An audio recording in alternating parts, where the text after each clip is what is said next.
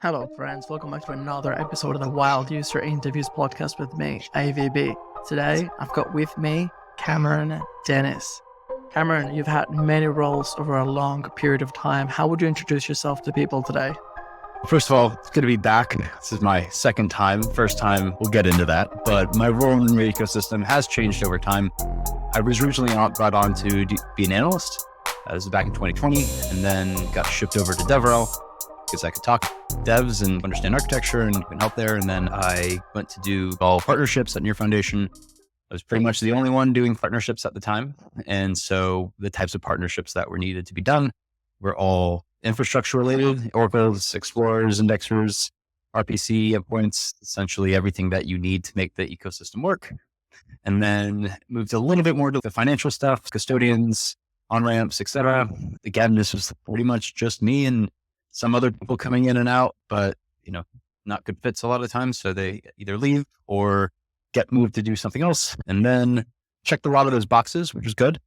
And then they were like, we need to raise a lot of money. Near's at $18 or so. So supported a lot with the investor relations efforts. And then from there, we needed to hire a formal BD team because frankly, I'm just a hustler and I don't really know like a ton of corporate structure. I just know how to get stuff done. More like a fixer than like a traditional BD person or like enterprise focused guy. So brought in the previous head of BD named Robbie. He's the guy who built he built the kind of like entire BD team. This was the Marik era. And then I wasn't as much of a culture fit, partially because I messaged people on Saturdays at like 2 a.m. asking for where their deliverables were when they promised to have them by Friday, which at the time was not okay. Early in the year, that was totally fine. Now it's totally fine, although I learned not to do that because people don't love it. And then so they were like, what do you think needs to happen? And I'm like, we need to ensure that one, Near is known in the United States. Near was not listed on any US exchanges before the market started to collapse, maybe one, and that was FTX. And so when that gone, Coinbase got listed, Kraken got listed, things happened, but Americans really did not know about Near. So I wanted to refocus on education. That's actually really where my background was. So focused more on education, DevRel, and realized that community is cool, but the databases aren't that fun to build community around. People like building community around ethos and cool ideologies, not databases or products for that matter. So we pivoted to be more of a product studio. Now, this is Banyan now. And our core contributor helps spin up and spin out certain projects. And so really wanted to focus more on building products that actually get users instead of communities that generally are there for either money or pizza or something that might not be ultimately driving core value to the ecosystem. Focused on that, a bunch of other like auxiliary projects, like miscellaneous things that are just important for the ecosystem to have. Given that I do have a close relationship with a lot of people at Near Foundation, I do try to empower certain teams with resources that are not my resources. I just try to advocate with them in the inside because humans are human and we trust those that we know. I also did all the NDC stuff, which we can obviously dive into.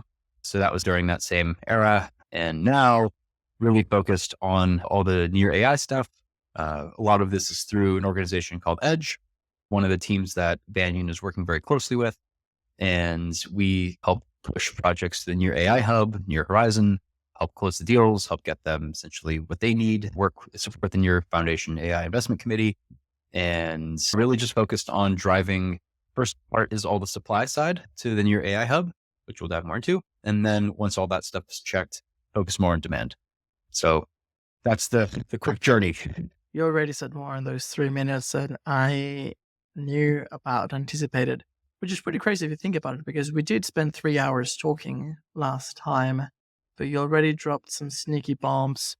I usually start by acknowledging that this late in the game, it's almost a wrap 2024, you have officially outlived, I guess, 3 Near Foundation CEOs. You're up to your 4th one. So you were hired during the Eric Troutman era. Then you were let go during the Marik era. Interesting insights there around culture fit. And I guess Chris Donovan was there very briefly, and he's still there. So maybe that was not much of an era at all. And now is Ilya. And I'm happy that you're still around. And we have documented some of these eras on the podcast over time. Some of the guests are no longer around, so take from it what you may. And some of the assessments have actually been pretty accurate. Some maybe not so much. But I guess, especially when you look at the entire arc and you've ended up in the near AI end of things, I'm curious, what was it like at the beginning? Because now I'm starting to see the near AI master plan and how it links the beginning and the end. I saw some hilarious videos today, by the way, about Ilya demoing some shit in 2017 or whatever. It's on YouTube. So I'm curious, what was the culture, the foundation of the time? What did they hire you for? How did you see that evolve? Because for most people from the outside, the foundation has always been the foundation.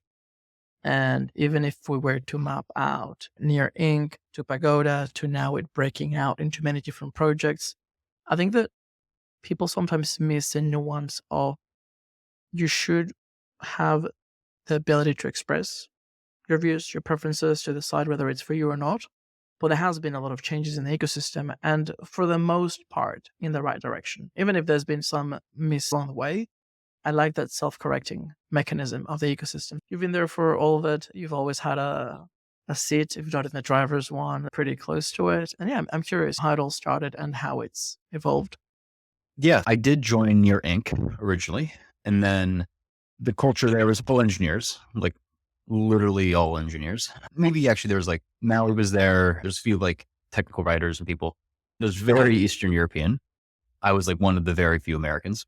And obviously talk about culture, like culture between two very different places around the world are very different. And so company culture in that way also changes. Also, we were 100% remote first.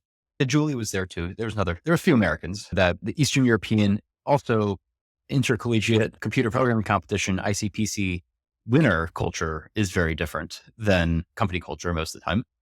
And you add the Eastern European layer on top of that, you just get really cracked, amazing engineers who know what the hell they're talking about, but you have to be accurate in like everything you say. They will pick and pry if you don't, which is good. And accountability in that way is good a lot of times, but it does lead to this a little bit more competitive culture. And this was, I think, really great for the early days of Near, allowed us to ship really quickly, allowed really us just to prioritize top quality over anything else. I think that's why the Near tech is so great. But over time, you need to move beyond shipping fast and best tech to building a bit more of an ecosystem, being friendly, saying, hey, Mike, instead of saying, my code's better than yours, fuck you, it's a bit more of a, hey, this is what I would do in this scenario. You are welcome to take these suggestions, but it's totally okay if you decide your own path. That I think took some time to learn as an ecosystem. And I think that's okay. It just takes time. And so I think we're getting there. I don't know if we're 100% there yet, but that's what you get with literally the best programmers in the world, is a little bit of arrogance and a little bit of just high producing individuals rather than kumbaya, everyone hang out together. So that's taking time. I sometimes preface, especially during the NDC era, you really do see the worst of me. But I usually preface it with, I grew up in Venezuela. Like, I saw firsthand the pie in the sky dreams and the collapse, the corruption. Like, you live all the phases of it, and it's just like implicit in you. It's encoded in you. At different times in the ecosystem, when I've seen people being mediocre, leeching, just trying to abstract value without giving back, just like ill intended, like malicious behavior, I've been pretty aggressive with it. And I don't want to project too much because it is a very different culture, but remarkably also with a lot of similarities. I have to imagine that there has to be something similar with people from the Far East, especially depending which generation you go. Dude, one of my best friends in Australia, he's from Siberia, but he's not really from Siberia. He's from Lithuania, and his family was sent to Siberia. And when I was telling him about Venezuela back in the day, we're at uni, he said, "Oh yeah, like my parents were like fucking dirt poor. Like they were, like it was actually the USSR, and they had to steal bread to eat." And there was some strange affinity between people that have struggled with the same things, but it also makes you hypersensitive to other things. And if you take it to the extreme and you fucking win worldwide competitions in something highly technical, no one gives a fuck who you are, what your name is, where you come from. Like, you're winning on merit and merit only. That's as high as you can get. So I can see how maybe it lacks the touch or the softening around the edges for the newcomers, especially coming from smoking weed on campus. Let's just go learn something new because it looks interesting. But I agree with you, especially I think that 4 years on, we went from maybe we don't need it yet to it's too late in terms of community and ecosystem. And somewhere along the way, we tried to fast track it and it just went straight into a wall. So once again, I'm happy that you're still around. And in some ways, I'm happy for everything that's happened because I do feel like it's pushing us in the right direction, but always with a caveat of learning from what didn't work and then just acknowledging that every step is in the right direction, but there's just so much work to do. We are so aligned. The thing that I really want the Near Foundation and other like similar organizations in the ecosystem learn is let's just learn from those mistakes. I don't think it's necessarily bad that we made them. It's just that let's not make them again. And that is where I can get frustrated. And I'm also like a kind of a pain in the ass within, because like I do have access to the like Near Foundation channels and things. Right when like I left Near Foundation, one of the first posts I made was like in the Slacks where if you don't have a Twitter and you don't engage, you should be fired. Like I was like really hardcore about it. And I don't really have power here. Probably there's a reason for that. But the idea was like, I just want to set this kind of standard of, hey, it didn't really work for us to just build in our own little silo the most cutting edge tech in the industry. We need to yell about it. We need to talk about it for like scream from the rooftops, those who are actually shipping it. And shout out to the Solana ecosystem who does this really well. Like they know how to engage their community. And I'm not saying like everyone needs to have a seat at the table, like the community. It's just make sure that conversation can happen and that people are being at least invited to have their opinions heard. You don't need to do anything about it, but at least listen to your customer, listen to your user. As you say it, I can see it more clearly. And I've never thought about this before. This is literally manifesting as we speak. I think that what we didn't crack was how to scale ecosystem, as abstract as it may sound.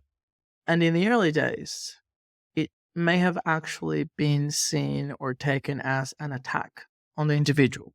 So if somebody says, oh, we don't have community, well, you're attacking Shreyas or you're attacking Marik or whomever was doing something at the time, it was seen as a negative or a failure on them. And I think that's the wrong focus, even if there's some truth to it. I think that the right focus would be, hey, we've got great people. How do we get more of them? We've spoken about this many times, including our last podcast, which was not released for whatever, we're auto-censoring how low we've fallen. How do we get more David Morrisons? How do we get more Matt Lockyers? How do we get more Danny Osorius? Should you give me 10 of each? We're at a different league. So it was never a criticism of these individuals that can only do so much. It was a question of how do we get more of these people that we know can, in their own autonomous way, help us grow. And by the way, I don't know if you noticed, but Ilya did it to me again in the latest ecosystem roundtable call. It's always the same question. Why aren't you doing it? Your feedback is great. Makes sense to me. No one's going to stop you, but why aren't you doing it? And I've been reflecting on it forever because he's always doing the same thing. And I am trying. It's just that it's very hard in isolation. And I do feel isolated, maybe because I'm fucking randomly in Eastern Europe, coincidentally. But it's waking up. And honestly, I don't feel like I've got a team. I don't know who's left in the ecosystem. As you say, very few people tweet. And I'm like, am I in a bubble chamber with 4 people? And I think that's where I see the value in those ecosystem roundtable calls, even if only 10 people connect. Because I get to see behind the curtain and realize, oh, okay, there's something really good cooking here.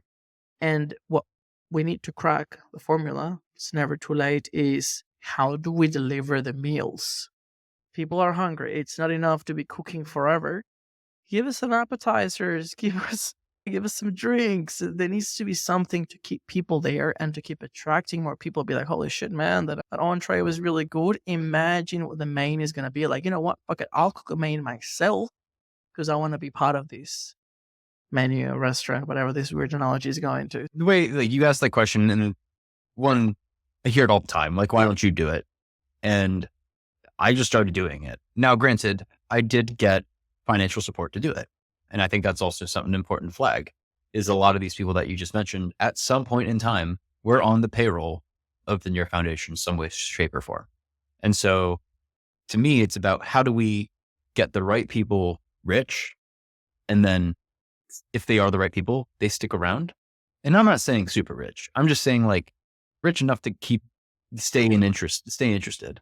Because that's honestly, if you look at every single ecosystem, I got involved in Ethereum in 2016, 2017, and I knew the whole the Ethereum core people, and they're all still there no matter what, because they hold a huge portion of their net worth in Ethereum and they are incentivized to continue contributing to the ecosystem. And so same thing for Solana. Who buys all these Solana NFTs? Who's providing this liquidity? It's hedge funds that made a ton of money on Sol. And I was, by the way, also super early to Sol. And so I saw the whole Solana ecosystem rise. And so this is where it's like, who's buying these NFTs? Who's providing liquidity? It's the people who made money. And then you make more people money. And then those people stick around. Or they leave with some people and your startup, or they just have a little bit more financial liberty. And so this is, I think, one of the biggest issues that one of the biggest things I would fix is more like locked token contracts for people in the ecosystem that aren't a part of the foundation or Pagoda or anything else. And that's what people at Potluck were trying to build or are working on. Yes, but also, and look, rich dad, poor dad, whatever. I'm poor by all means, but it's all relative, right? When I meet young hackers at ETH Global London, Brussels, what do? I send them some Memecoins. It's not much. If they're really fucking crack devs and they're building things with me and stuff, $50, $100. It's enough to keep them interested, get the foot on the door. It's a small gesture. It's coming from me as an individual because I care and I see value in them being around. I don't have to go through a fucking grants process. I honestly don't have to explain why. It could just be on vibes. Be like, hey, this person has potential. I don't know why, but they've got that energy. I don't have to go to a fucking investment committee and be like, oh yeah, so on the tarot cards, I was the right weather, whatever. You just support people. And I think that we need all levels of funding, including Ilya, Shevchenko. They've invested personally in projects. I think that's great. We need to have that. And I wonder whether maybe we missed a step there where someone that has a fuckload of NEAR just says, fuck it, I need this to grow because otherwise it's worth shit. And actually, I don't want to dox anyone, but there is one person that left a foundation and he's put literally every single one of his NEAR into a validator and he's running this community on the building and obviously worried about money at some point, but he's been funding what he wants to fund. I think we need more of that because I think you're right. Fuck you money is so little when you just want people to build cool shit. And I wouldn't say I've got fuck you money, but to the tiny little amount of meta tokens that I earned fucking 2 or 3 years ago, I've got enough STNear now on a monthly basis to travel around and work whatever I'm working on.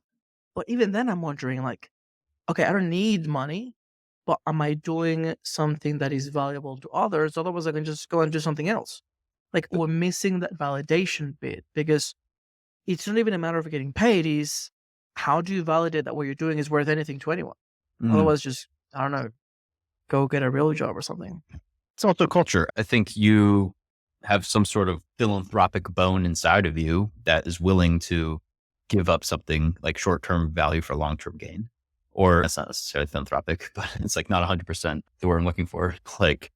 Not non-self-serving, but people, especially when they grow up poor, a lot of times, it depends the culture. It really just depends the culture. Some people grow up poor, they make a little bit of money and they're down to give it away. Some people grow up poor, make some money and hold it on for themselves and don't ever invest in another NEAR project or don't ever really provide liquidity. And I actually think if I were to flag one of the biggest issues and missteps in your head, it is that there's a lot of early NEAR people who did not give back the ecosystem. And I know who they are. And they fucked off. And I think really the gist is we made some, not all, it's actually a select few of the wrong people rich. And because they weren't necessarily in it for the ethos of the open web, they were in it because they saw a cool opportunity to make a lot of money. And I think that will really damage an ecosystem. And I think it has damaged in your ecosystem. There's a lot of other people who do put their money up. Sasha, Hudzilin, Vlad Grachina, obviously Ilya. There's some really amazing, more philanthropic people in the ecosystem, but there's a lot that aren't. And you don't even know about the ones that aren't because they showed up and they were just engineers that took a paycheck, got a huge allocation in the early days and never provided liquidity on chain or never bought an NFT. because they thought it was dumb and they thought that they were better than everyone else.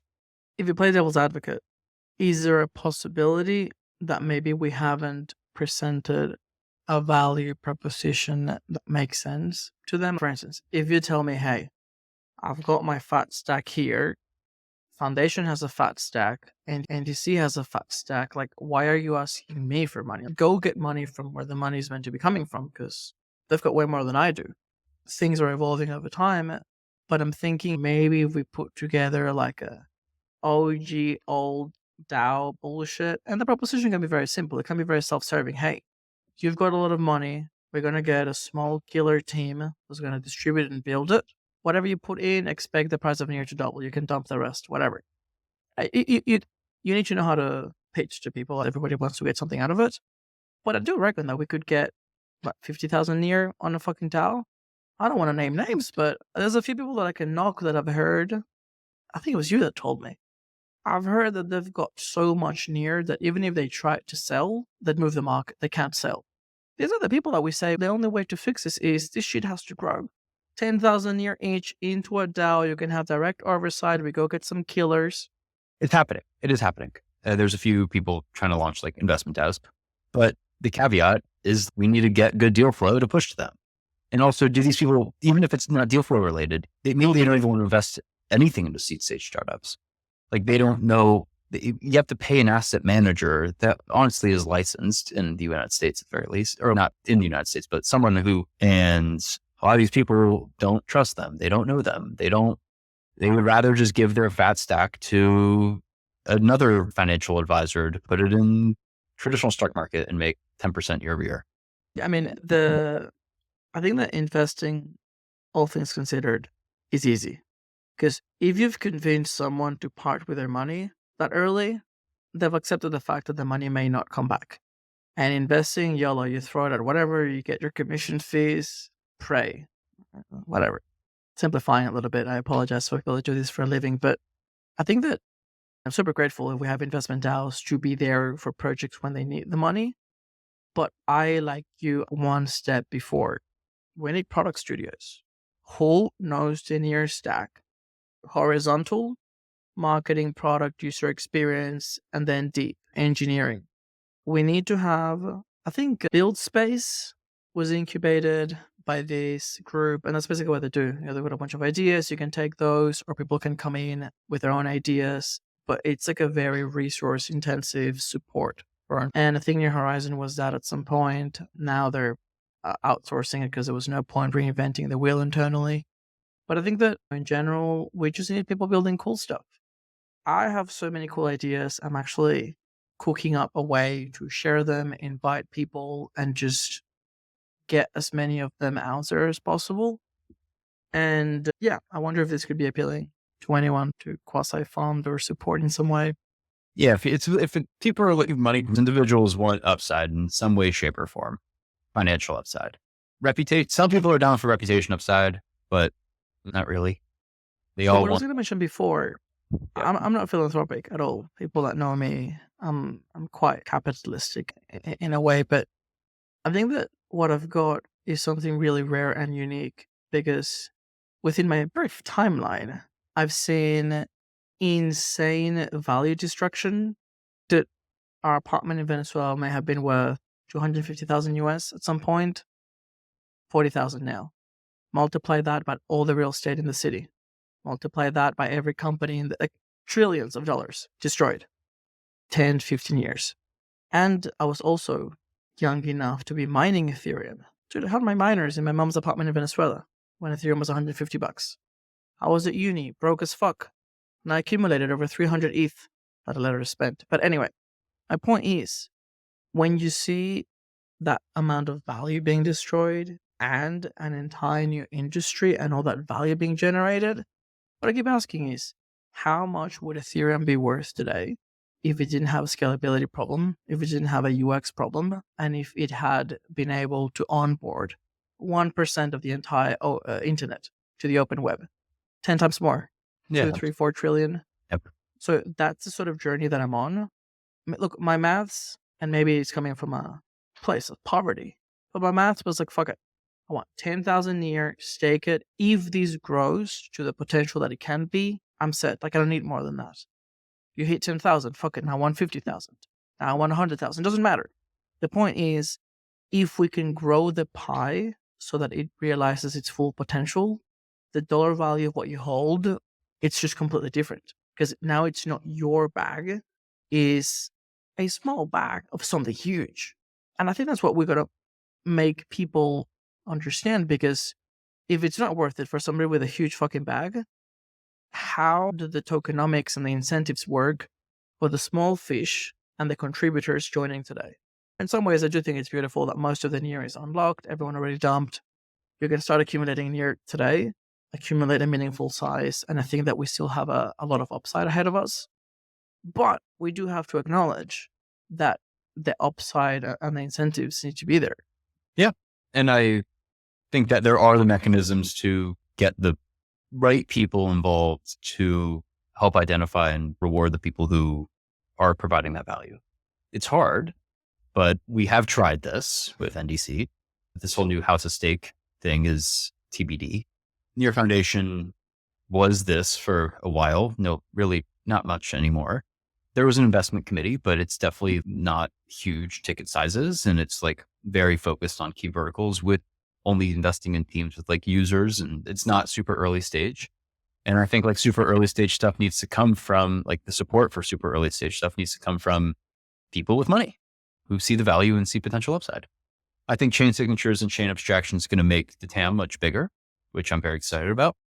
And yeah, I have my whole like thesis, like why I joined Near, like initially, is that my thesis is on point. Like every single piece of it is now like unlocking. Or So like just for context, got involved in Ethereum like 2016, 2017, had to learn. I started the blockchain club at my university after started a nonprofit to start accredited courses teaching about blockchain development at all the universities that I can possibly get in touch with, starting in California, where I went to school at UC Santa Barbara. So it was easy for me to get to LA, get to San Diego, get to SF. Started courses. So it's kind of a longer story, but I had to teach a lot. I had to learn Polygon. I had to learn Solana. I had to learn Blockstack. I had to learn obviously about Ethereum, proto-dank sharding, the whole roadmap, everything. When I was actually teaching a session at UCLA to computer science students, upper division seniors, they lost their keys, a few of them in the same workshop. So I'm like, holy shit. If upper division computer science students at a top university in California cannot maintain their own keys, like this whole industry is NGMI.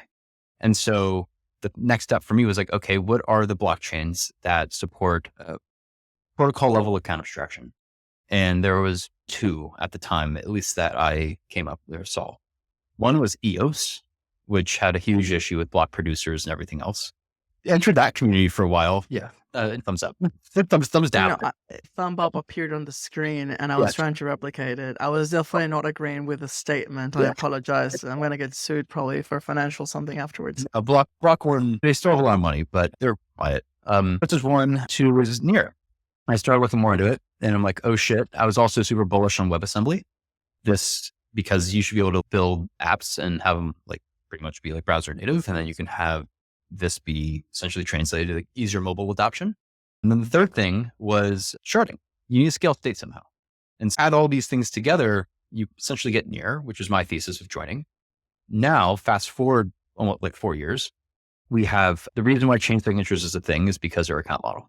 The reason why we're able to do like the front end on chain stuff is because of WebAssembly. The reason why you're able to build Telegram apps in Near apps in Telegram is because of WebAssembly. The reason why we can actually like scale state is through sharding. And so there's these like fundamental pieces that later on can open up huge fields of innovation. And I think it's really just up to us to get the right people interested in those types of like vertical specific, I guess, like umbrellas. And this is why we started builder groups a while ago. So we had like a wallet builder group, because who's innovating with key management? Wallets. I got to give you your roses. Your meat, you're no vegetarian, yeah? No. I try not to eat as much cow, but I eat it. Oh yeah, I eat it. Whatever satisfies the taste buds these days. I think Banyan Collective has been very active in the builder communities. To this day, some of our better contributors have come through it. It's obviously not 100% success rate. Sometimes you hit, sometimes you miss. Maybe you can share some of the experiences in Miami, in Austin, maybe too large demographics too soon, whatever. But I think that you guys were 100% correct on identifying verticals, getting people together and discussing in those. I joined a lot of these builder group meetings early on. Over time, because of the time difference and whatnot, I stopped joining. I joined, I think it was like a data analytics one or something, Tiffany from Pagoda. I did not understand one word. They were showing some really intense charts and shit and the data lakes. And I was like, there you go. I almost learned something new, but it was reassuring to know that there were smart people working on it. The DAO one, the wallets one. If I had to give my very raw and personal take, in the puzzle, we've always been missing pieces. And the builder groups were probably constrained because some of the pieces to get the conviction and the buy-in were not there. I'm looking at the Near AI master plan on near.ai, which is basically a story. It tells a story that started in 2018 and how it is progressing now and how it is finally laid out. If this fucking story had been public and well known and we could visualize where we are in that process, I think that the conviction and the ability to recruit and retain, etc., would have been very different. Honestly, it's wild that nobody mentions her anymore, and we're basically a brand new ecosystem this year. But in the history books, it will be very hard to understand what the fuck were we doing during the Marik era. Like everything, the branding, the partnerships, it was just a different thing that used Near. It does a lot. It's about the versatility of the technology, and it is an open ecosystem. Anyone can go and do whatever they want. But that vision that is truly inspiring and uniquely Ilias and Skidanovs and the early team was on holiday for 2 years. I get the vision. That's where Ilya might not say it perfectly where everyone understands it all the time. I think he does a pretty decent job because I understand it, but I hear other people saying, I don't understand it. I'm just like, here's the open web. And I know that's so broad and it's not something that you need to plaster on a billboard, but I get what that means. In order to have the open web, you need flexible key management. You need cross-chain liquidity through chain signatures. You need the privacy primitives like Calimero. You need Web 2 apps giving their users the option to exit to Web 3 instead of forcing them to create a wallet in order to use an app. Like we're not going to get, all of Beyonce's fans are not going to create MetaMask wallets or even Near wallets in order to use an app. They're going to use an app because they want to use the app to vote on what kind of dress Beyonce wears on their next concert or something like that. Provide value, provide engagement, give them the option to exit to Web 3, enter all the complexities. It's our job to decrease that friction as much as possible. But this is where the masses are going to come from. And so I do see that like in the Marik era, we were really experimenting with this. And I was actually talking to somebody yesterday. Shout out to Polygon for spending all of that money, proving that corporations will just rug you for dozens of millions of dollars for a marketing announcement without actually providing value. Because if Marik still stuck around, we would probably have made the same mistakes. We did make a lot of those mistakes already, but the difference between shooting for a very large multi-dozen $1 million deal with Starbucks versus maybe $1 million or so with another partner is big. And we did waste I wasn't part of the team. The Near Foundation wasted a lot of money with some of these partnerships. Absolutely. But some of them weren't. And they didn't really understand Web3 in my eyes. They didn't get the big vision. They didn't get the open web. They were just doing a job. And I didn't really believe that they were in it for the right reasons. So I respect people that are able to wake up, go to work, even more, wake up and move on to the kitchen table and work all day in like a job, quote unquote. Rich or poor, at least I feel blessed that I don't really have a structure to my life. And I'm able to pursue what interests me. Sometimes it works, sometimes it doesn't, but I'm not able to be very consistent with bullshit. I get it. Someone has to do it.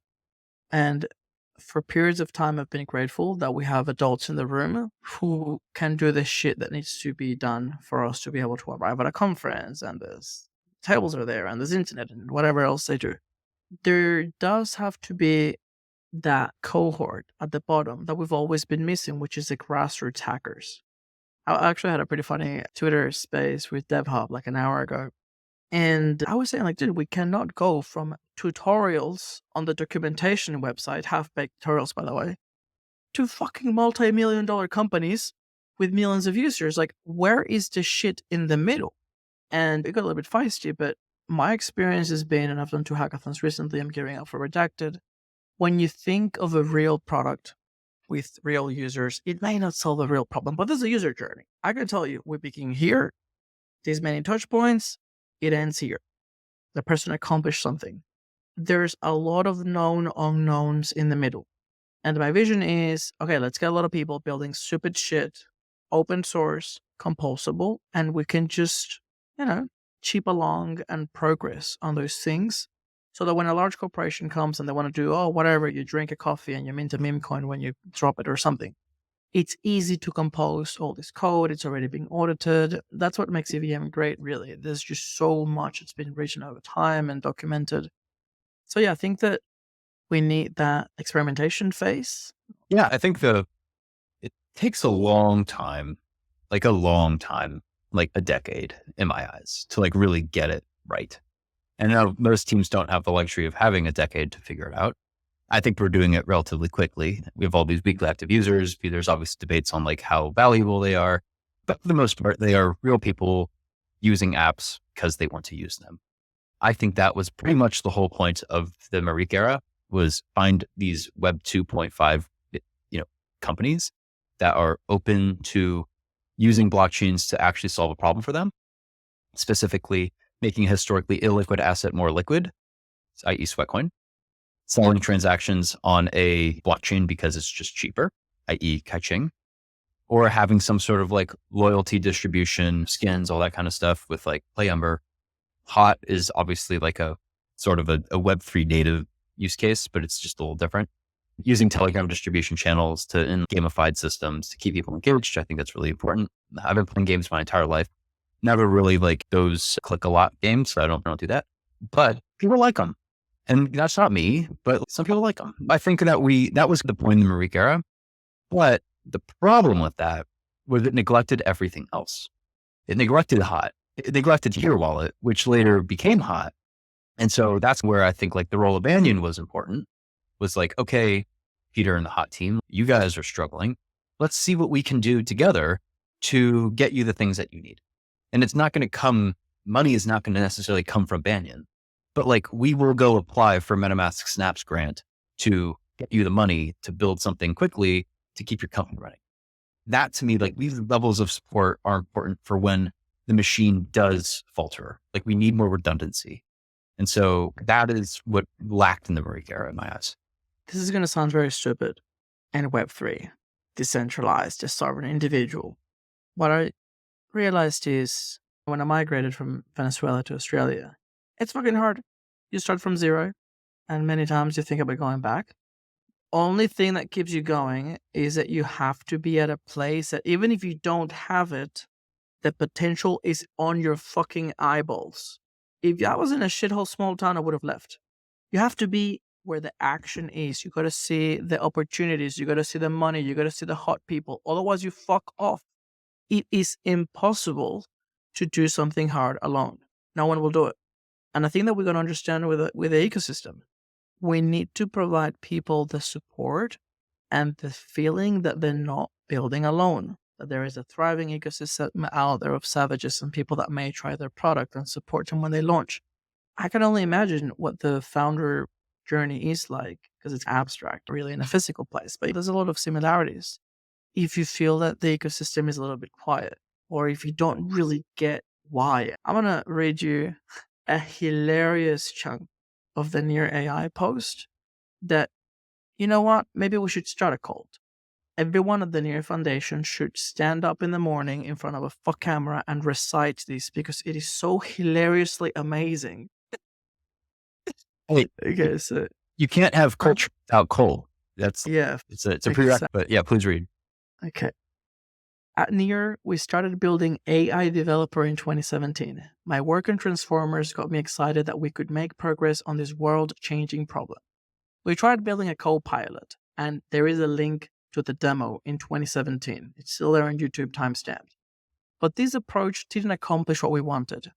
We tried to go directly for mobile application building, but the problem space was too broad for models at the time.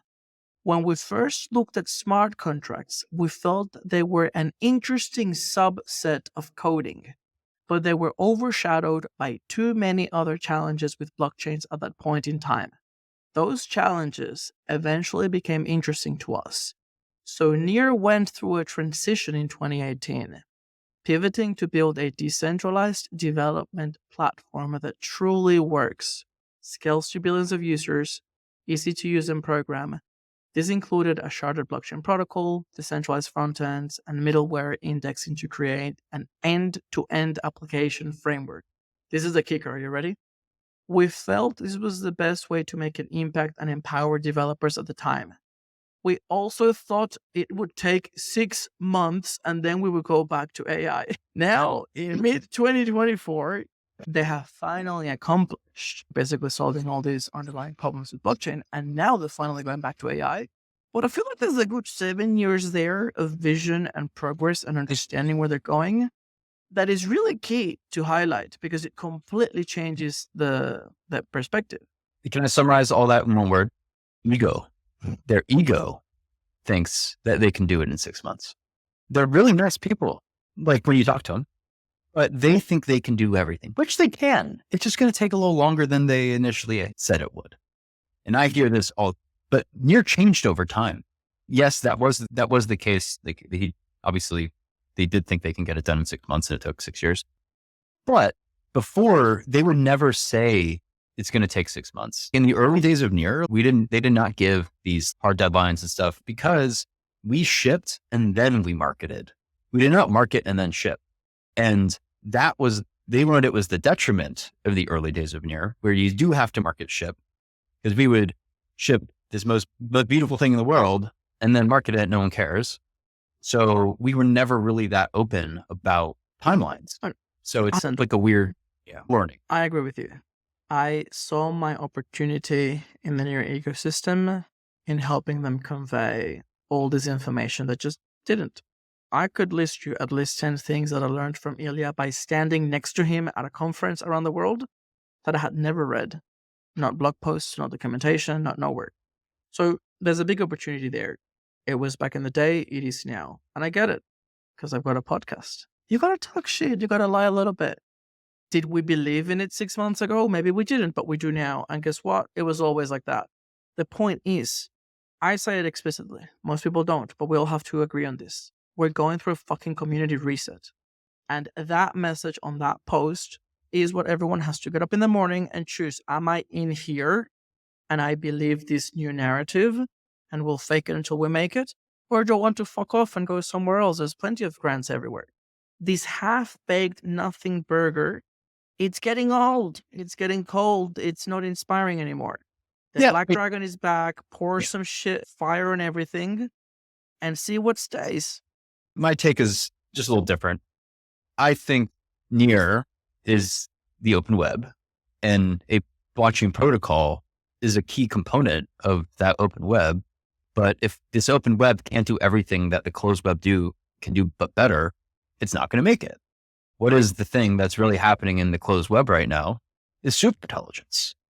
This is probably the most important innovation and feat in human history ever. If we're able to create a species more intelligent than us, we are fucked unless we own it ourselves.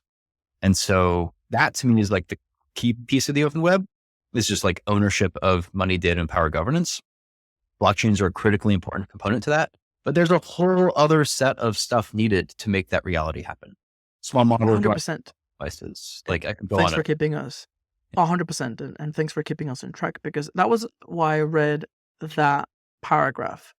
Most people, and maybe Merrick and maybe myself, make the mistake of equating blockchain with smart contracts. And when you think of the design space and what you can build, it's just the logic of the smart contract. no one has really taken it beyond. And that's why I think that we need to have a lot of what the statement encapsulates front and center for two reasons. The first one is hopium. It gives us enough accomplishments to believe it, but it gives us something that we're still waiting for. It requires faith. We'll light some candles just good enough at night, hope it's still working. We don't know. The AI developer is exciting expectation. That can keep people around, that can attract contributors. But we gotta be able to sell it the right way and understand it the right way. Dude, I can tell you, I've been around the world to all these events. The same people show up, no one understands shit. It's actually a detriment to be a long-term near community member because things have changed too much. These people don't honestly understand what the fuck is going on. I think it's the same shit all along. I actually think that the Voss, I get it. You are literally you could only be deeper if you were like sleeping with Kendall, like in the same physical space. But for most people, I don't want to name names, but if you're an active community member, you've been into NFTs and you supported DeFi and you've been to a couple of conferences, NearCon 2022, it's hard. Chain signatures, what is this? Data availability, no idea. AI, it's an entire new space. I have my pitch. So this is what I need to do more of, frankly, because I sell tons of projects to build on here. And there's a huge pipeline of them coming. I know how to talk to founders and devs when it comes to building on here. What I don't do is I don't do things like this enough where I can essentially give the pitch that I give them, which by the way, converts like at least 90% of the time. And yeah, it's not to my own horn. It's not my horn too. It's actually the ecosystem and what we've done thus far. It's just the storytelling that isn't totally on point. Now I'm consulting with I'm working with your foundation marketing and I'm telling them my story and all the calls recorded and this is where I throw my hands up in a way like I said my piece. Like I give you the things that are converting, break it and figure out what to do with it. Because I'm not CMO of the Near Foundation. I have my angle and it's working, but I do need to be more public. And I have the answers to these concerns. It's just that I should probably just explain it to the masses rather than explain it to individual founders on 9 calls a day, talking through integration roadmaps and why. So that's where I want you to give the hundreds of people, real or imaginary, that listen to this podcast, the pitch, because it goes to what we're talking at the beginning. How do we scale the people on the ecosystem? I am not saying that anyone is failing at their job. In fact, I think everyone is succeeding dramatically at their job. The changes of Near this year have been astounding. I'm just an impatient, unemployed motherfucker that the areas where I see that need more attention, I'm trying to draw more attention to it. And look, we saw it at the last ecosystem call. I am uneasy at the things that I do not have visibility into. Ilya, Vic, whatever, they're in 20 calls a day with who knows how many people by now all working on these things. They're chill. They know there's progress. So let's try to find a way to narrow that gap. Let's get your pitch now. I know that some people that can help us amplify it will be listening to this.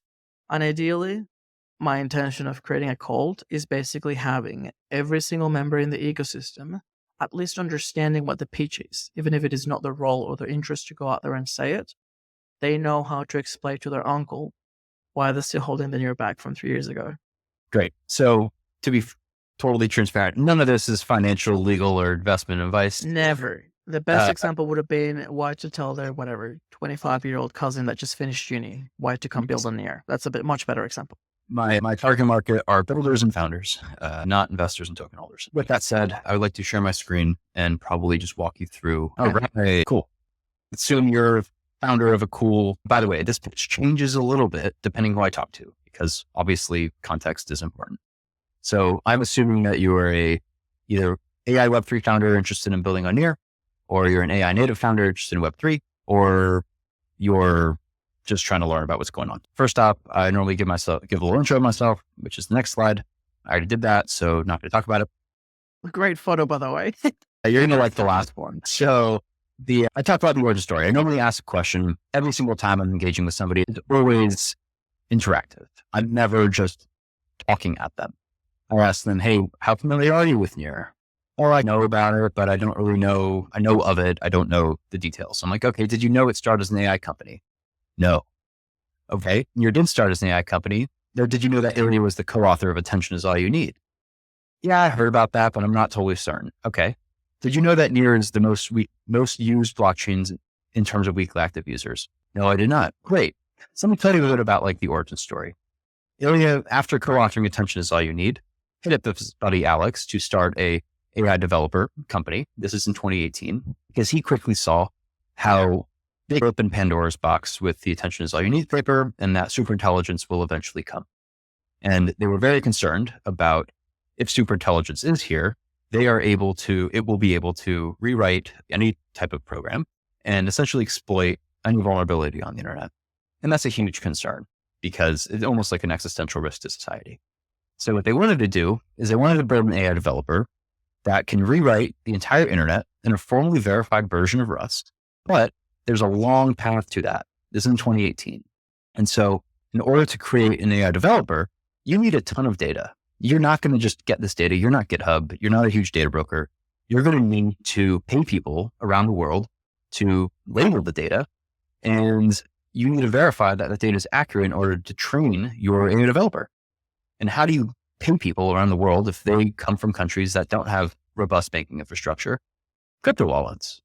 And so they try to work with the Ethereum Foundation and Ethereum ecosystem first, very quickly realized that the entire model is not going to work if the transaction fees are higher than the transactions themselves. And so they unfortunately had to go start from the ground up and build a new blockchain. But what I like about this scenario is they started with a problem, which is everyone in the world should be able to label data on their phone and then work towards a solution. So it's unlike a lot of other ecosystems where it's a hammer looking for a nail. No, we need Auntie in India to be able to create a Near account with a human readable name, easily manage her keys, be able to rotate her keys unless there's a vulnerability. And she needs to be able to do this on her phone. So that's where it depends again, if I'm talking to like more technical people or not. I dive into Near's account model, I dive into WebAssembly, and then obviously we need to make sure that the fees and the speed is consistent. So I highlight like the importance of sharding and how it varies across different ecosystems. Really quick introduction. We'll keep going with the slides in just 1 minute. I like it. I think it is very much aligned with the Near AI master plan. I know that as you are relaying it, that is what actually happened. There was a real need to pay people in a decentralized way, etc. The way that it is explained, obviously, in a much more succinct way, in terms of narrative, and this may change depending on the audience, I think it's so interesting because they were doing the AI developer, they went from mobile to broad, they saw smart contracts as a subset, so the AI developer could do that smaller surface area.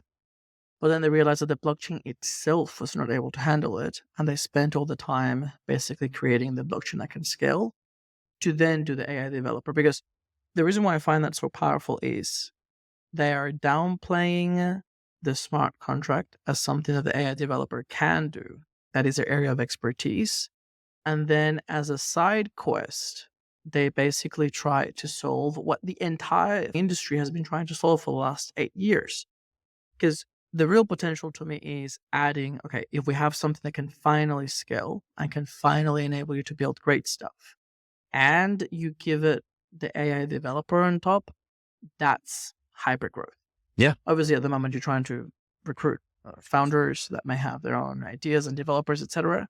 But even to them, I think it should be extremely appealing that presumably a developer will support many different environments and smart contracts is all going to be open source. But the first fertile ground where you can leverage this resource, it's going to be Near. And I don't know, it's going to be 6 months, 1 year. I definitely want to be here and be the first one. Maybe another 6 years. What was that? I think it'll come in the next 8 months is my guess, 6 to 8 months. But that's my total speculation. I don't know that for a fact. But I also flag, in order to build that protocol, you need literally the best team in the world. And Alex is a gold medalist in ICPC. Ilya is a long-term competitor and obviously very friendly with the whole ICPC crew. So he essentially just hired every top engineer in the world, like on paper, top in this world, to build this incredibly cutting edge database. And by the way, I do talk a lot about Alex's background. Alex, by the way, is way too underrepresented in this ecosystem. This man is a fucking genius, and we need to shout about him more from the rooftops, but he doesn't necessarily want it because he wants to prove that he has built a super intelligent AI developer, or maybe just not super intelligent, but at least an AI developer that can rewrite the entire internet or formally verified version of Rust before he goes out there. Because he's a quality human and engineer. He wants to ship and then market. This is super cutting edge, unsolved problems. He does not want to be the phony that comes out and says, look at all the things that I'm doing and I've done, despite building the Near protocol, which is a huge feat. He wants to even go further. So there are pros and there are cons. Being more public would help us, but that's fine. We can take on some of the more public facing stuff. To the cons, we don't need Ilya and Skidinov to be part of some VC drama or developer drama, OpenAI drama. Honestly, if he wants to be quiet and just do his thing, I'm happy. I do think we need the nudge or the reassurance that he's still around. Because in the same way that Marik disappeared and no one says her name anymore, there was a period of time where it was implicitly accepted that the co-founder was no longer there. And it was almost like a solo parenting mode with Ilya. So I'm super happy to know that he's back. I'm super happy to see that he's back in his element, working on what really is his passion and what could have the most impact. He wasn't totally around he had advised so in 2021, 2022, he did leave the core kind of day to day at Near, partially because he did not want to build a blockchain. This is not the point of Near originally. The point of Near was to build the open web where it can facilitate superintelligence. And so where did he go? To the place that is building superintelligence. I don't even know if I should say this, but he went to go work at OpenAI. He spent like around 6 to 8 months at OpenAI. I've got the funniest story. So I am at NearCon and I think I ran into Eugene. I was saying hi to him, just Eugene the Dream, just outside one of the halls. And then this random, literally I met him like 10 minutes before. He comes join us. Then Skidinov comes out, joins Eugene and says, oh, we're going out for lunch or something. And Eugene says, yeah, I'll go to the bathroom, whatever.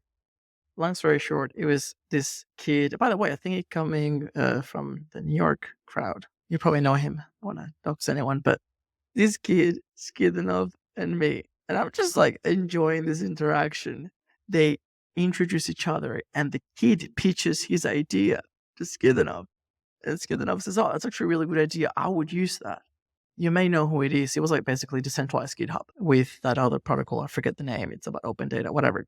And then the kid asks Skidinov what he does. And I'm just like, I thought it was pretty funny. That co-founder at the flagship conference and don't know him. But then Skidinov says he works at OpenAI, which I later inquired. He didn't at that point by a long time. But yes, to your point, he did go play with the big dogs because he's a big dog. I think that makes sense. It's super intelligence. It's not about Near. It's not about anything but humanity and the future of humanity, and making sure that we can own our money, data, and governance. Yes, that is the vision of Near originally, but we do need super intelligence to be owned by us. And so he's dedicated to action. Just before we get into the real shit, I am emotionally and intellectually conflicted by this one.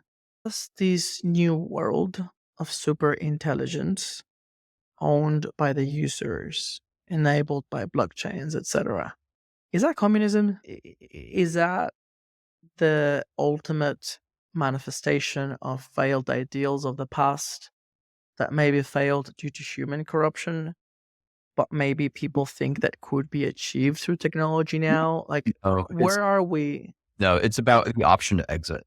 It's about the option to not be controlled. If anything, it's just the opposite of authoritarianism. So like you should have the option to ensure everything is stored locally on your phone. You have a small model run on your phone and you don't have to every single prompt send it to the cloud and have that be mined and potentially used against you. So it's actually 100% the opposite. Yeah. In communism, the state owns everything. You own fuck all and you're controlled by the state. Mm-hmm. Here, the individual truly owns everything and the vision, the power of their assets, data, and power of choice. Do you remember, by the way, in that ecosystem roundtable in Lisbon, where you said very passionately what you also mentioned today, that we got to make fucking people rich. Get your point. But there was some bickering, and at some point it got a bit heated. Ilya just paused the room and he's like, who here can mention like the near vision, like the motto? I think you made a movement and I was the only one that put the hand up. And I said, it's from the website in 2020. It's not that hard to remember. To be fair, since the whole AI thing, the vision has, it's gathered a new meaning to me. Now I understand the significance of it. It's way more meaningful than I originally thought. Anyway, I'd love to hear more about your founders. Big Pipeline. Where do you find them? Where are they building? Where do they hang out? Where can I go and meet them? How many of them want to come on the podcast? A lot of them are SF based. A lot of them are AI native. A lot of them, the ones that are currently integrating the hub are more crypto related, because right now it's been a lot of supply side. When it's supply, it's what do you need to actually make sure AI happens? You need a ton of compute. You need a ton of data. You need an entire data economy. You need open models. You need these open models to be accessible to people. You need users to use them. You do explain all of this in this thing. If we just run through it real quick, I think your questions will be answered. I was trying to keep up, see if, this slide is beautiful. I'm going to use this one for my next YouTube thumbnail. Yeah, just a quick, if you go back to quick stats, but first, like in order to actually get to that place, one, we need a shit ton of money. We need a shit ton of users. We need cheap transaction fees. And we need these users to constantly come back, which we have done, all of them. Now we have the starting point to enter where Near is going. So if you go to slide 6, we just first need to prove that we can actually have an L1 that can handle real demand. We can't have a CryptoKitties moment. If we have a CryptoKitties moment where transaction fees spike and everything fails, the open web just doesn't work. We have to like pivot roadmaps. Now we're building L2s, and now these L2s have centralized bridges and centralized solver networks. It's frankly just fucking stupid. And I actually hate a lot of the crypto industry right now. So in order to actually test that, you need to work with companies that have real users. If you click the next slide, and going back to the point I was making earlier, which is you need to work with companies that have users, give them the option to exit to Web3. And because it's actually solving a problem for them, let's use these databases for actually solving problems, making historically illiquid asset more liquid, better engaging your users, settling transactions on chain rather than centralized other payment providers that charge fees. This is what Near has done. We've proven that we can onboard all these users and actually get demand. So now, in order to check the next box, we've proven the protocol can scale. Now we need to make sure that we can have interoperability between every single chain, because we're not just building in a silo. So if you go to slide 9, we're not just building in a silo. We are building in an industry where there's a bunch of other chains. There's a bunch of other money coming in. Like we cannot only build the Near ecosystem. We need to solve problems for everybody. Enter chain abstraction, because Near has the underlying infrastructure of the account-based model, WebAssembly, sharding, all this really cool passkey support by the protocol. And when people think of chain abstraction, they get really confused. First of all, they think of account abstraction. They don't think of data availability. They don't think of the decentralized front ends. They don't think about the different execution environments. They just think of account abstraction. But if you hit slide number 11, it's a stack. And this is what people get really confused by. Next slide. People get really... By the way, is a ZK thing the protocol upgrade that just got pushed yesterday? Protocol upgrade 69 with Nightshade 2.0? Yes, but I've been told not to talk so much about it quite yet, because there will be a formal rollout, and they want to have it be formally rolled out. Okay. But we can take it out if you want. Nevertheless, no, it's okay. I don't care. It's on GitHub. It's just like they want to plan it. Good marketing, actually. It's a good sign. And so what people don't understand is that chain abstraction is a stack. It's not one thing. It's many things. And people get super confused by this because they're like, Near's a DA layer. Near's just front ends on chain. No, Near needs all of those things in order decentralized front ends or abstracted front ends to ensure that users there's redundancy in the UI, that in the scenario AWS or Netlify decide to block Uniswap or whatever, hosting provider they use, we can actually still get access to front ends, and not everyone's going to have to use a command line in order to interface with apps. We need that redundancy. We need chain signatures in order to sign transactions across every account via one wallet. That's a prerequisite to mass adoption because bridging is fucking stupid. When are we ever going to learn that we shouldn't put $500 million, billions of dollars into multi-sig contracts that get hacked to fund North Korean missile programs? Like, when are we going to learn this? It's really stupid. So we need to solve these problems for everybody in order for chain abstraction to actually work. The next piece, state availability.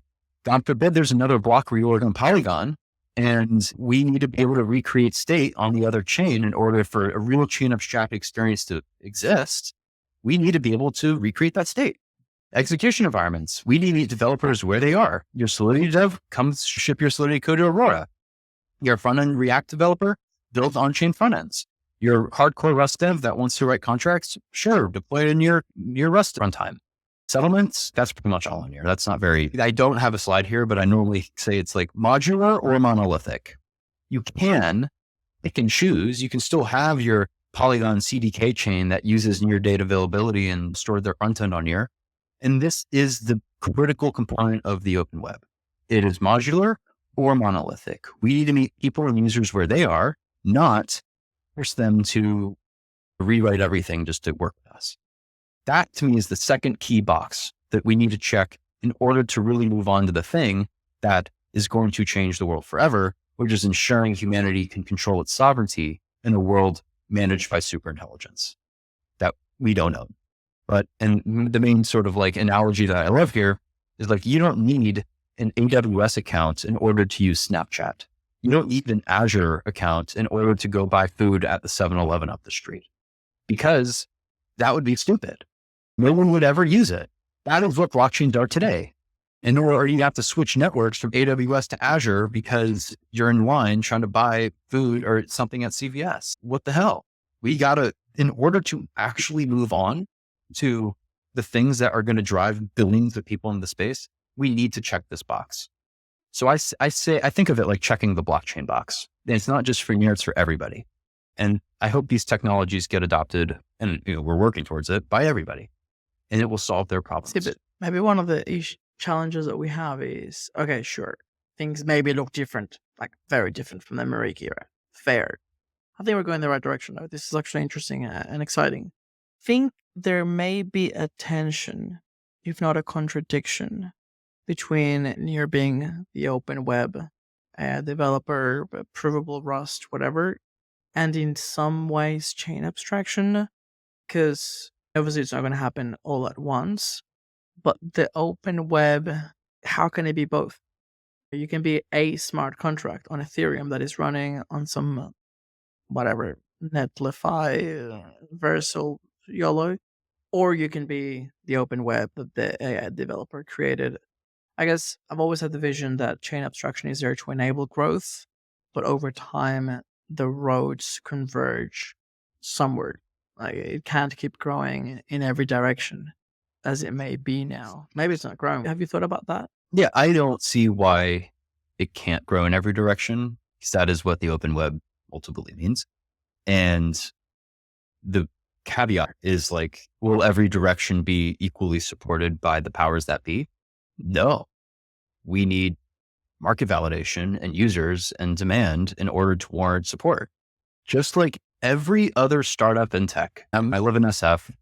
People here run a Web2 startup. They need to get real users before even pitching to investors, like 99% of times. And like not a small amount. Like they need at least like 10K users and like reoccurring, like the metrics, the crypto. This is my biggest caveat with crypto. You are incentivized to fail and we reward failure. They kind of one and the same. It's the only industry where you can launch a shitty project that doesn't get any demand and you can still walk away a millionaire. And you don't have to maintain your docs. You don't have to do everything. It's so fucked up. And I understand why people hate this industry for that reason. Because what it does is it incentivizes all the bad actors to come in, raise money, and guess who I blame? The stupid investors that invest in these startups and want to pump and dump their tokens. I'm sick of this shit. Like I've been doing this shit for 8 years now and I'm just done. Like I'm just fed up. I'm here to change. Now it sounds so fucking cliche. I'm here to change the world. I want to make sure that people can own their money, data, and governance. It is like the whole point. The world's not inherently broken. There's nothing wrong with the wind, trees, and rocks and ocean. It's the incentives that power the world. Money is the root of all those incentives.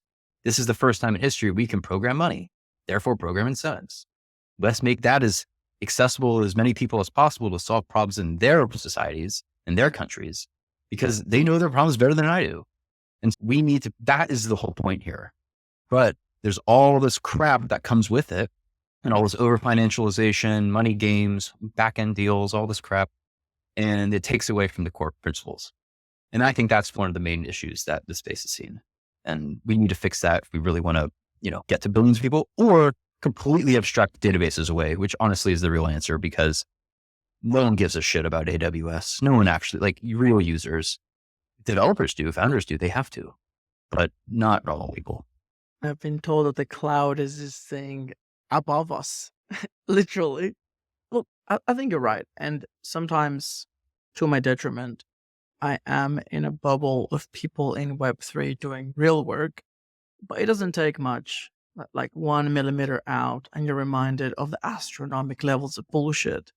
And, even I'm traveling, people ask me, I say that I do marketing. Super broad, lucky for me, sadly to real marketers, no one gives a fuck. No one asks a follow-up question after you say marketing. Because yeah, Web3 does have a tinge to it. And it makes me wonder whether that is why all the cracked AI developers that we started with never really pushed it. They've been pretty chill. They've been pretty mellow. They let the code and the achievements talk for themselves. This is where I think that perhaps you and I are better suited for trying to push back and remind people that crypto does stand for something. That raw potential has always been there, will always be there. We just got to put out the bad signals to try to attract the right people who will make the most of it. We can't do anything about the scammers other than avoid them and try to let people know to be careful. But that's where I sometimes get frustrated. If you ever see me being grumpy and aggressive and demotivated, it's because I don't see the bad signal. What are people showing up to do? Because it's not really doing anything in the real world. And what you said is so true. This is when I want to have like a product studio, something small to experiment, to really drill the message. Programmable money. We're going to have an ideation session. Let's think of 100 ways to convey to people in a practical sense what programmable money is. We got a fucking village in Brazil. Anyone in the world can put money into a pot. For every child that shows up to school every day, they can receive some sort of incentive or reward. It doesn't even have to be financial. It could be a sticker, NFT sort of thing. Like you can have incentives, and there's just so much to it that we've really lost track. I agree with you.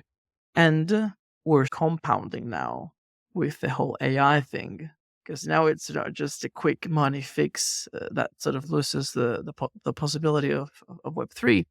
Now we're potentially making it worse with AI because the set of incentives are so much more convoluted. There's a lot of players. I disagree. If you pull up the slides again, like the whole near AI play is to solve real problems for AI builders, like real issues that they have. They need compute. They need data labeling. They need other data sets. Like this is the whole point of near AI. I bucket near AI as two initiatives. One is our internal R&D efforts happening to build the AI developer to rewrite the entire internet in a formally verified version of Rust to ensure humanity is not going to get absolutely fucked by SuperIntelligence exploiting every bug on the internet. Huge initiative.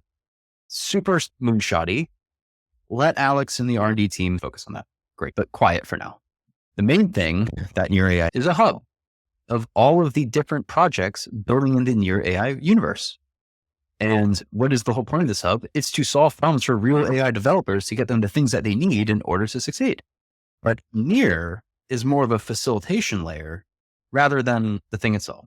Like we're building an ecosystem. We're building an economy.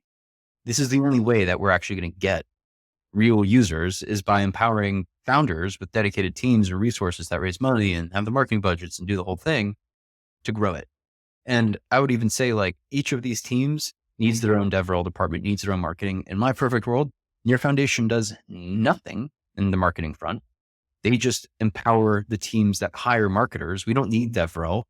A developer platform needs DevRel, a for-profit one. because that's how you build an economy, not subsidizing this education forever. But we're not there yet.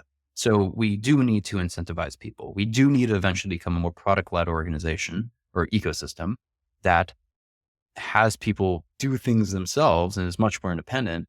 But that's the end. That's like a long-term vision. Obviously, we need to subsidize things to get there. But this to me is the meat and potatoes. And when I say solve problems, I talk to these AI developers and founders and people from labs and researchers. They need this compute. They need better data. They don't need smart contracts for all of it. It should be made invisible to them. And nor are they going to buy your token, bridge it to this thing, stake it here to get compute. They want an SSH key with reliable compute without low latency. Right now, I see a lot happening in AI in general, but in particular, I'm interested in AI agents. I'm learning Python again, and there's a bunch of platforms and tools like Crew AI is pretty big. LangChain is releasing their own stuff. And as I digest all these things, I'm always thinking, okay, how does this relate to Web3? I'm also looking at what Beta is doing. They're doing agents sort of on the Web3 side. It still feels like it's two worlds using the same technology. And the slides that you shared, I think, just gave me a new level of insight around the Hub API and I think some other router. At this stage, do you have any more insights on how that may work or some things that people may go and try out right now, some things that we may be looking forward to in the Yeah. next few weeks or months, how people could get involved if they're interested? It's relatively closed right now because we want to make it helpful and supportive for people who are the right target customer. It's a lot of market research and testing. That's pretty much where it is right now. Testing with AI founders and builders. So no, we are not ready to have everyone try it out. And the people, frankly, most people are not the target customer here. Web3 people, I helped get something up off the ground called Edge. This is an open source AI community in San Francisco. Open source AI community. Why are we not focusing on crypto? First of all, AI people generally hate crypto because they think it's a scam. Second of all, who's the real customer at the end of the day for all these decentralized compute platforms, data labeling platforms? It's AI founders and developers. They are the target market. If you're not that target market, it's not for you. And that's okay. Now, consumer facing apps, like all the agent stuff, awesome. But we haven't even seen like a huge demand for retail usage in Web2 agents right now. Obviously, I use Anthropic and like almost every day, but it's not scheduling my flights for me yet. It's not doing all that yet. So we do need these like orchestration layers, all this other more obviously like end user use cases. And right now for all the crypto facing agents, essentially everything boils down to, hey, robot, make me money, which is cool. But in terms of generating alpha is primarily like generally based on other people not knowing about the alpha because then the alpha decreases. And so there's going to be this like whole world of people creating different strategies. And this is not new at all. Numerai has been doing this for quite a while. Now it's not all automated and agent based, but like copy trading and all this other stuff has been around.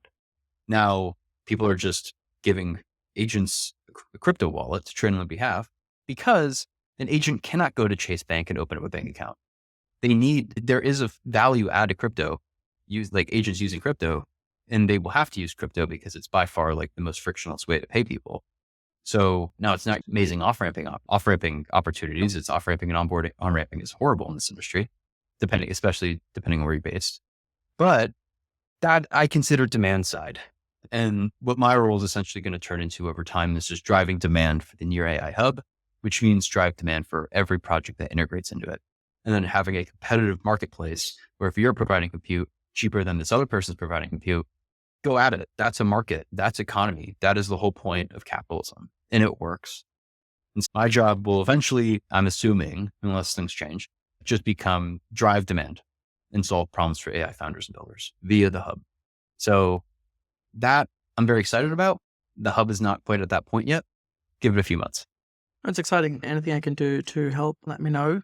I've been learning recently about RAG, the customer-facing consumer tools to start customizing these agents are getting really good.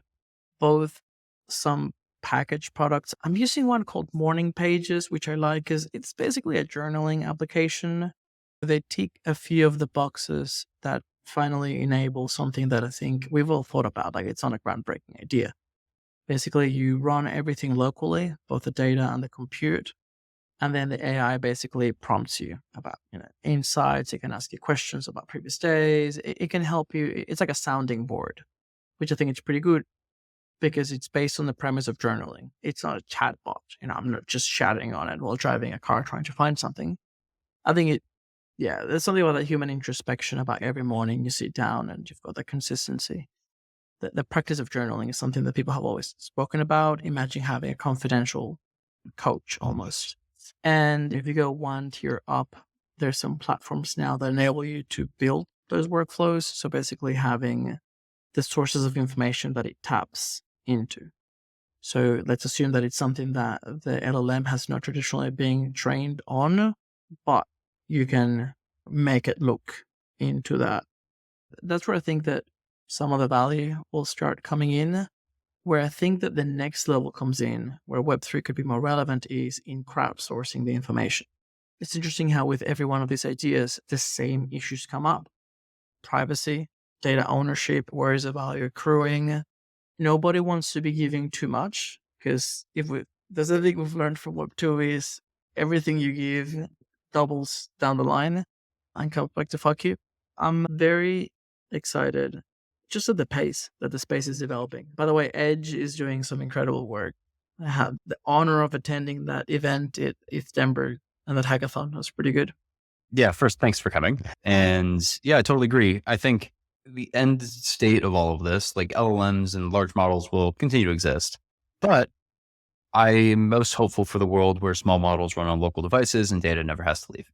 People are incentivized to, provide certain, everyone calls it DPIN, they call all this stuff. But like at the end of the day, it's just providing resources to a network that you're incentivized to do. And that's the whole point of crypto. Crypto is money. Money is used to incentivize people. Let's incentivize people to do certain things. And those things specifically go to empower people to own their money, data, and governance. It sounds so simple. It's the devil's in details, and we're actually working through all of them. I'm so excited of where things are going. By the way, I don't know if people caught it, but there's been a few things that we've taken opposite views.